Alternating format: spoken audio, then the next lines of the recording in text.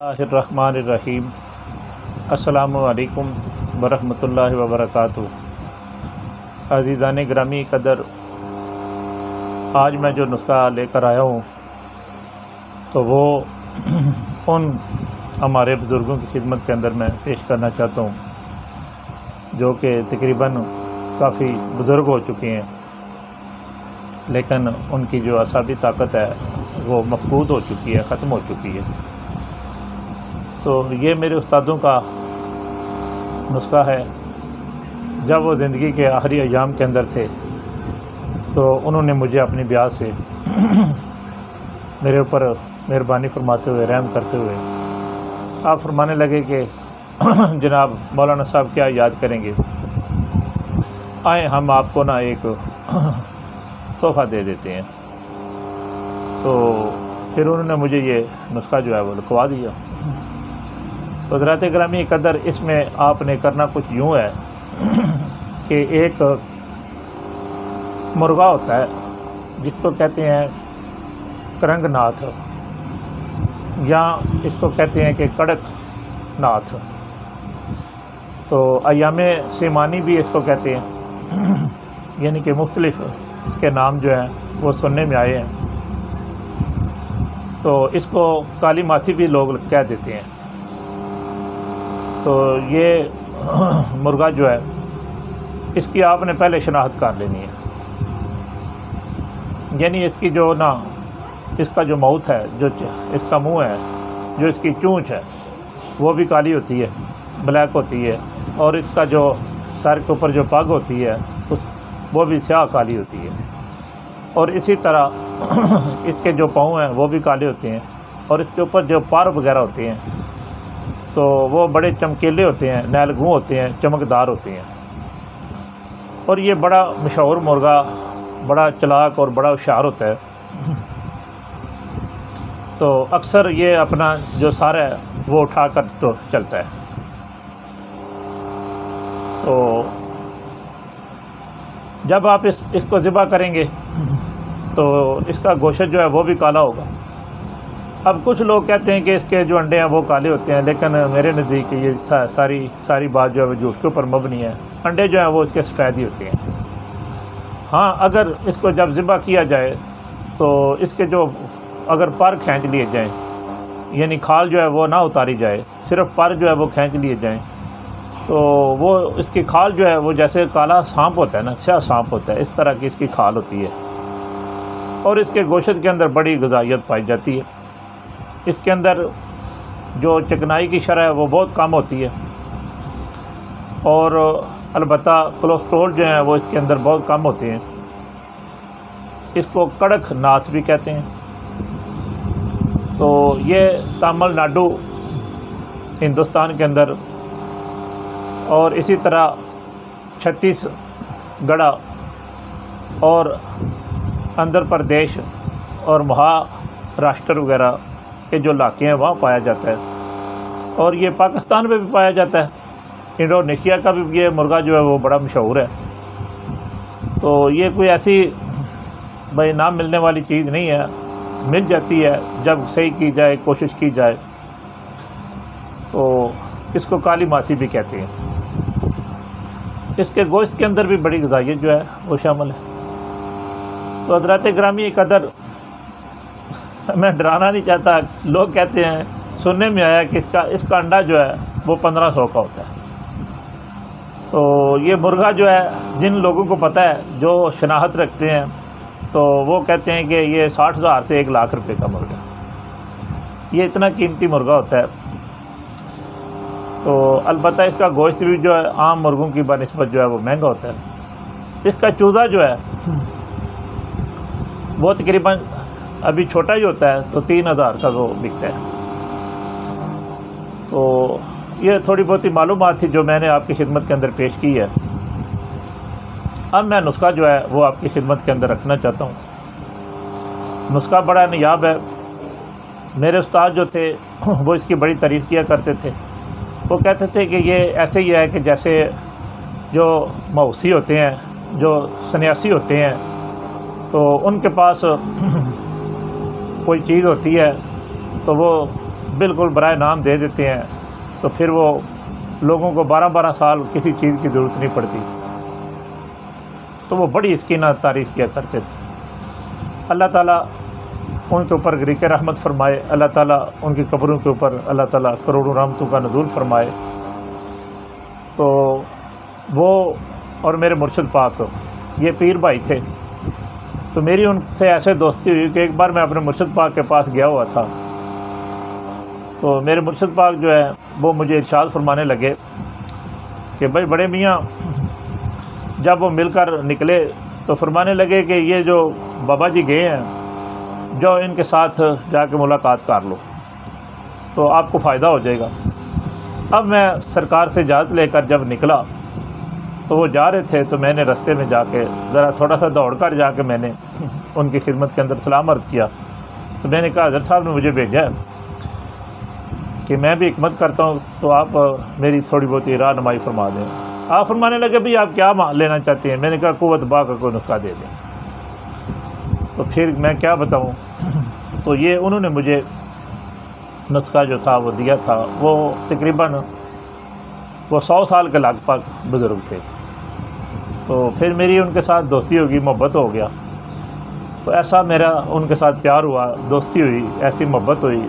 मैं फिर अक्सर व बेशतर उनकी खिदमत में जाया करता था। वो बड़ी शफ़क़त फरमाया करते थे, तो बड़ी खिदमत भी फरमाया करते थे कि ये अज़हर साहब क़िबला के मुरीद हैं तो उन्होंने इनको भेजा है। अला अज़ल क्या ये नुस्खा जो है ये एक संदूकची का नुस्खा है। तो इसमें आपने करना कुछ यूँ है कि 1 तोला पहले आपने पारा लेना है, सिमाब लेना है। तो इसको आपने थोड़ा सा नमक डालकर, पानी डालकर, अगर नींबू का 1-2 कतरा डाल लें तो या सिरका वगैरह थोड़ा सा डालकर, तो उसको आपने ना खरल करना है, रगड़ाई करनी है। तो यके बाद दिगरे कम से कम 11 पानी जो है वो आपने बदलने हैं, थोड़ा थोड़ा नमक डालकर। तो आपका पारा जो है वो बिल्कुल चमकने लग जाएगा, मोतियों की तरह हो जाएगा। आपका पारा जो है वो मुसफ़ा हो जाएगा, साफ़ हो जाएगा। हाँ, अगर आप उसको फिर किसी चौंसी के कपड़े से, खेस वगैरह से उसको गुदाद कर लें, निकाल लें, तो गुजार लें, तो वो और ज़्यादा साफ़ हो जाएगा। ये 1 तोला आपने पारा लेना है और इसी तरह आपने अड़ताल वर्किया जो है वो 1 तोला लेनी है। ये दोनों चीज़ें जो है आपने लेकर इनको अच्छे तरीके के साथ खरल करना है, इनको यक जानकार लें, ये सुरमा की तरह हो जाए। अब आपने जो आरद माश है वो तकरीबन 1 किलो ले लेना है। ये दोनों चीज़ें, सिमाब और जो आपने अड़ताल वर्किया का जो सुरमा बनाया, कुश्ता किया है, इनको रगड़ कर आपने पाउडर किया है, ये दोनों चीज़ें और 1 किलो तकरीबन आपने जो है वो माश का आटा जो है वो ले लेना है। और अब फिर दोबारा आपने किसी भी बर्तन के अंदर डालकर तो इन तीनों चीज़ों को आपस में यकजान कर लें, मिक्स कर लें, खरल कर लें। अब इसकी आपने 21 खुराकें बना लेनी है और लहदा आपने ये खुराकें जो है वो करके ना रख लेनी है। किसी भी को प्लास्टिक की छोटी छोटी लिफाफियाँ ले लें, तो उनके अंदर आपने ये 21 खुराक बना कर रख लेनी है। अब एक खुराक जो है रोज़ाना आपने गूँदनी है और गूँद कर पानी के साथ तो उसकी गोलियां बनाएं। और वो गोलियां जो हैं आपने वो जो कड़कनाथ या करंगनाथ या अयाम सेमानी या काली मासी जिसको मैं बोल रहा हूँ, तो उस मुर्गे को आपने वो सारी गोलियां जो है वो खिला देनी है, एक हिस्से की। तो आपने कोई बड़ा सा टोकरा लेना है जो लोहे का हो और ऐसी जगह पर उसको रखना है जहाँ कोई जगह जो है उसके ऊपर कोई टैल पत्थर लगा हुआ हो या फर्श वगैरह की हुई हो जगह हो, कच्ची जगह पर आपने नहीं रखना। तो रोज़ाना आपने एक हिस्से की गोलियां जो है वो बनाकर उस मुर्गे को आपने खिला देनी है। तो लगातार आपने ये 3 हफ्ते यानी 21 दिन ये अमल करना है। लेकिन ये ध्यान रखना है, ये याद रखनी है बात कि जो आपने गोलियां देनी है ना, जब वो पंचाल करे यानी कि बीट वगैरह करेगा, तो बीट के अंदर सफ़ेद रंग का एक हिस्सा होगा, वो आपने सफ़ेद रंग का हिस्सा जो है वो लहदा रख लेना है। ये बड़ी काम की और बड़ी ज़रूरत की चीज़ है जिसके लिए ये नुस्खा बनाया जा रहा है। इसी तरह रेगुलर आपने वो सफ़ेद रंग की जो पंचाल है, बीट है, वो लहदा करते जाना है और महफूज रखते जाना है। लेकिन ध्यान रखना है कि इसके अंदर आप सिर्फ मुर्गे को यही गोलियां आप खिलाएंगे 21 दिन, और आप हाँ पानी तो थोड़ा बहुत आप पिला सकते हैं। इसके अलावा आपने किसी किस्म की कोई भी खुराक जो है वो मुर्गे को नहीं खिलानी, अदरवाइज़ आपका जो नुस्खा है वो ख़राब हो जाएगा। जब 21 दिन पूरे हो जाएं तो अब आपने क्या करना है, वो जो सफ़ेद रंग की पंचाल वगैरह आपने हासिल की है, बीट वगैरह, तो उसको आपने किसी भी डोली वगैरह जो मिट्टी की हो, कुजी वगैरह, उसके अंदर डालकर तो तकरीबन 11 सेर की आपने उसको गिले हिकमत करके वो आग लगा देनी। अब अल्लाह ताला के फजल व करम से ये जो सफ़ेद पंचाल है जो कुजी में आपने डाली थी, तो इंशाल्लाह जब आप सुबह ओपले जो है वो लैदा करेंगे और कुजी को जब आप डोली को खोलेंगे तो ये सारी चीज़ें जो है वो कुश्ता हो चुकी होंगी। अब ये आपने एक बड़ी कीमती चीज़ है, इसको आपने महफूज कर लें। तो किसी भी कोई शीशे की शीशी वगैरह हो साफ़ सुथरी, जिसके ऊपर कारग वगैरह लगा हो, ढक्कन वगैरह पेज वाला हो, तो उसके अंदर आपने ये रख कर तो खरल करके पाउडर बना के दोबारा सुरमा करके तो ये आपने महफूज कर लेनी। अब वो पीर मर्द जो कि 7 साल यानी 100 साल का भी अगर कोई मर्द है लेकिन वो पीर मर्द है, बूढ़ा है, तो उसको आपने ये ऐसे समझ लें कि तकरीबन खशकाश के दाने की जितनी ये खुराक जो है वो उसको ना इस्तेमाल आपने करवानी। मक्खन के अंदर इस्तेमाल करवा सकते हैं, मुनक्का के अंदर आप इस्तेमाल करवा सकते हैं, बलाई वगैरह के साथ आप इस्तेमाल करवा सकते हैं, लेकिन इस्तेमाल कराने से पहले आप उसको पहले कोई देसी घी का हलवा खिला लें तो या चूरी वगैरह खिला लें। तो ये खुराकें जो हैं वो आपने इस्तेमाल करानी, उसके बाद देसी घी जो है वो दूध में डालकर ऊपर से उनको वो पिला दिया करें।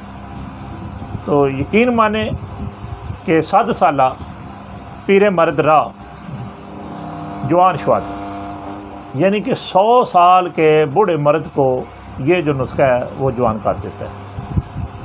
तो अल्हम्दुलिल्लाह मेहनत से आपने घबराना नहीं है, मेहनत ज़रूर करनी है, तो इंशाल्लाह फिर सारी मेहनत जो है वो आपकी रंग लेके आएगी और आपको खुश कर देगी इंशाल्लाह बफज़ल ताला। इससे जो है वो बूढ़े लोग जो हैं वो तवाना हो जाते हैं, उनकी कमज़ोरी जो है क़ुव्वत बा जो है वो ख़त्म हो जाती है, जो मतलब जो ख़त्म हो चुकी है वो दोबारा वे लौट के आ जाती है। और इसी तरह अल्हम्दुलिल्लाह अल्लाह ताला के फजल व करम से तो ये गई हुई जवानी जो है, गए हुए जो मतलब जवानी के दिन हैं, उनको फिर दोबारा जो है वो लौटा देती है। मैं दुआ करता हूँ कि अल्लाह ताला तमाम मुसलमानों को सेहत आजला व कामला अता फ़रमाए और अल्लाह ताला मेरी इस सही को अपनी पाक बारगाह आलिया के अंदर अल्लाह ताला शर्फ़ कबूलियत अता फ़रमाए। मैंने जो आपसे वादा किया था कि मैं कोई चीज़ भी अपनी जो है वो नहीं इंशाल्लाह छुपाऊँगा, हर चीज़ जो है वो मैं आपकी खिदमत के अंदर इंशाल्लाह वो अपना दिल खोल के पेश कर दूँगा। तो ये वो दुर्बे हैं, ये वो नायाब और अनमोल हीरे हैं, अगर इनको हीरे और जवाहरात के साथ अगर तोला जाए तो यकीन मानिएगा ये जो नुस्खे हैं, हीरे जवाहरात का भी मोल जो है वो ख़त्म हो जाता है। हर चीज़ पैसों से नहीं मिल सकती, तो खुलूस से मिला करती है। जब मैं आपके साथ मोहब्बत करता हूँ, खुलूस के साथ अपनी चीज़ें जो हैं, अपने बुज़ुर्गों की चीज़ें जो हैं वो मैं खोल कर बता रहा हूँ, तो मैं सिर्फ़ आपसे ये दरख्वास्त करूँगा कि आप मेरे लिए दुआ किया करें। अल्लाह ताला मेरी सही को अल्लाह ताला कबूल मंजूर फरमाए और अल्लाह ताला मुझे अजर अज़ीम ता फरमाए और मेरे बुज़ुर्गों को अल्लाह ताला जन्नत फिरदौस में आला मकाम ता फरमाए और अल्लाह ताला उनके दर्जात जो हैं वो बुलंद फरमाए। फ़ी अमानिल्लाह व रसूलिही सल्लल्लाहु तआला अलैहि व आलिहि वसल्लम। अस्सलामु अलैकुम व रहमतुल्लाहि व बरकातुहू।